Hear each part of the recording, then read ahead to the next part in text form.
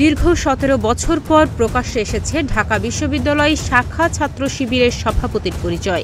এরপর জানা গেছে শাখা সেক্রেটারির পরিচয়ও। ঢাবিতে ছাত্র শিবিরের সভাপতি সেক্রেটারির পরিচয় প্রকাশ্যে আসার পর থেকেই বিষয়টি নিয়ে আলোচনা সমালোচনা শুরু হয়েছে। এরই মধ্যে এবার জানা গেছে রাজশাহী বিশ্ববিদ্যালয় শাখা ছাত্র শিবিরের সভাপতির নাম।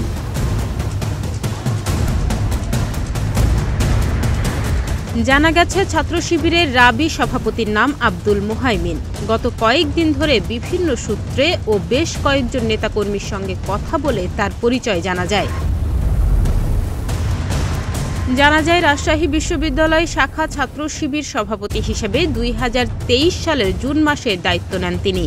সংশ্লিষ্ট এক নেতা জানান, মুহাইমিন রাবির ইসলামিক স্টাডিজ বিভাগের শিক্ষার্থী। ২০১৬-১৭ সনে তিনি বিশ্ববিদ্যালয়ে ভর্তি হন। বর্তমানে এমফিলের শিক্ষার্থী ছাত্র শিবিরের এই নেতা।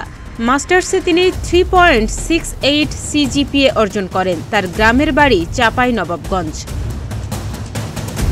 এর আগে রোববার বৈষম্যবিরোধী ছাত্র আন্দোলনের সমন্বয়ক আব্দুল কাদের বৈষম্যবিরোধী ছাত্র আন্দোলনের ৯ দফা সম্পর্কে একটি স্ট্যাটাস দেন। ওই স্ট্যাটাসে ঢাকা বিশ্ববিদ্যালয় শিবিরের সেক্রেটারির প্রসঙ্গ টেনে আনেন তিনি। এরপর থেকেই শুরু হয় তুমুল আলোচনা। ডেস্ক রিপোর্ট, প্রতিদিনের বাংলাদেশ।